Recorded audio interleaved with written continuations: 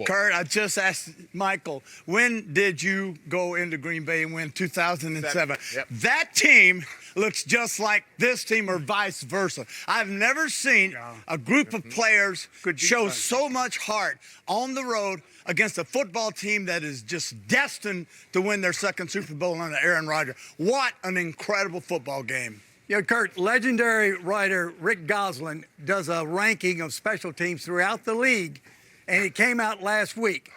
The Green Bay Packers were 32nd, last in the league on special teams. 2 kickoff returns, a blocked field goal, and a blocked punt. And that's the difference in the ball game, the blocked field goal, the blocked punt, and the 2 kickoff returns. Special teams is what won it for San Francisco. You know, at the beginning of the game, Joe and Troy talked about it, and I think it was Troy who said this game will come down to a play on special teams. It obviously did. The winning field goal by Robbie Gould, the only time that the San Francisco 49ers had a lead. But once again, here in the postseason, it's Jimmy Garoppolo getting a win. It seems like all he does is win when he gets to the playoffs. Nothing wrong with Jimmy winning. D is standing by right now with our Tom Rinaldi. Coming in here to Lambeau Field, the thumb, the shoulder, the cold, all of it. What did it take to get this win, Jimmy? Took everything. We knew it was going to. I mean, this is offense, defense, special teams, everyone stepping up, doing their part. It was, wouldn't have it any other way. What was going through you as Gold lined up for that final field goal? Always trust Robbie. He's as good as gold, man. He always is. This is, awesome, just atmosphere and everything. That last drive, everyone coming together, defense playing their ass off today, special teams making a big play. I mean, it was everything. Jimmy, when it's this much of an offensive struggle, obviously the game is long. What continues to give you faith that in some way, late in the game, you're going to be able to have a drive like you did here? Yeah, we knew it on the sideline. I mean, it was a feeling of the defense was holding them. They really couldn't do much offensively, and it was just we knew it was just going to take one drive, and we strung a couple together there, especially at the end, guys stepping up big in key moments, and it was just a big team effort. It was awesome. You've been a part of great postseason runs in the past when a team gets hot. How do you feel about this team and the run it's on right now, what its potential is? It's dangerous, man. When a team gets hot, it's dangerous. So we just got to keep this thing going, focus on next week now, and keep this thing rolling. How's a shoulder and how's a thumb? Feels great. Appreciate it, Jimmy. Definitely. Thank you. Appreciate it, Tom. Hey, you win at Lambeau, everything feels great on you right now. I mean, you take a look at Jimmy Garoppolo, and yeah, he missed a couple of throws tonight. He was not perfect, particularly in that first half, but it seems that no matter what, he just keeps grinding. This team keeps grinding, as Terry mentioned, and they find a way to win. But Howie, a big part of it was this defense really kept them in this ballgame. Yeah, Jimmy talked about special teams, and that's how it was going to have to happen tonight for them. Their offense is not going to light it up. Seemed like half their offense was walking off the field injured. Their defense, and I think they're in many ways a reflection of their general manager, John Lynch. It's a remarkable defensive front. Michael and I were talking about it, and Terry talked about this team looking a lot like Michael's Giants team. That defensive front certainly looks a lot like that Giant defensive front. And you're just talking about that defense. D'Amico Ryans, their defensive coordinator, got to get some love. Now you see also why he's been getting some head coach consideration. And he's had some interviews. D'Amico Ryans, they think he's ready. You see why. You know, we talked about in the pregame, Aaron Rodgers, 17 seasons, only 1 Super Bowl appearance, another disappointing finish.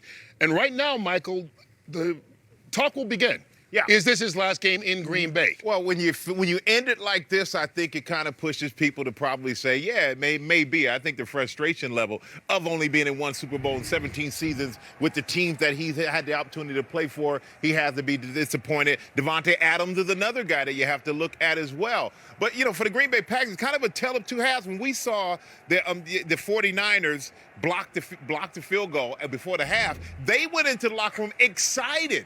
And then came out, and all of a sudden, they went back to the formula that we saw last week. They start running the ball, like they did against the Rams. Said, hey, it's not working for us trying to go back and throw it. Run the ball. Be physical. And this team does remind me so much of back in 2007, where they just said, hey, what do we have to lose? Be physical. Play the way that we play and let the other team adapt to us.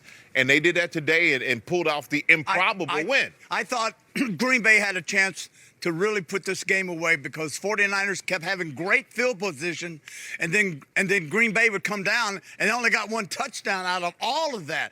That to me was hurt. Because in the second half, you saw the San Francisco 49ers come out and totally start trying to dominate, and did the line of That was, scrimmage. that was the toughest 106 yards on the ground you could possibly have. And I got to say, Green Bay's defense. I know we talked about San Fran defense. Played well. Green Bay defense did play well. But I got to say, that Debo Samuel is a special, special player. You know what? This is a day that home field advantage meant absolutely nothing. Both number one seeds wind up losing. You just saw Green Bay go down early in the day. As most people know, the Tennessee Titans lost on a last-second field goal to the Cincinnati Bengals. The Bengals are now in the AFC Championship game. After that contest, our Christina Pink spoke with a couple of their stars.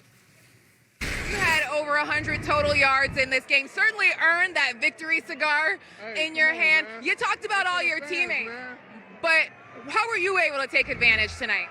Hey, when my number was called, I just had to deliver, and it's a dream. And I told them earlier, man, we really living a dream right now, and I'll never take this for granted. I love my teammates. It was unbelievably hard. That's a really, really good team, really good defense. But, you know, we made plays when we needed to. So it's an exciting win for us, but we're going to move on to the next one. Celebrate tonight, obviously, but watch the games and see who we got. And so congratulations to the Bengals. They move on to the AFC Championship game for the first time since 1988. Good story, Kurt. All right, a couple of programming notes for you before we go. Our own man, TB, has had the ride of a lifetime from his football days, television stardom, and one-man show. The documentary on his many lives, Going Deep, starts streaming on HBO Max on February 1st. Had a chance to watch it. It is fantastic. I didn't know he was that funny. I watched it, made me laugh. It's unbelievable. As far as football goes, here in 2022, next Sunday will be the next time we see you for the NFC Championship game. We know the San Francisco 49ers are there. Will they take on the Los Angeles Rams or the Tampa Bay Buccaneers? That'll be decided on tomorrow. In the meantime, we will say good night, and what a night it has been there at Lambeau. Aaron Rodgers walking out the field for what may be his last journey in a Packer uniform. On the other sideline, Jimmy Garoppolo, the beat goes on. They keep on rolling as the 49ers are in the NFC Championship game for the second time in the last 3 seasons. They win tonight 13-10 going into Lambeau and shocking the Green Bay Packers.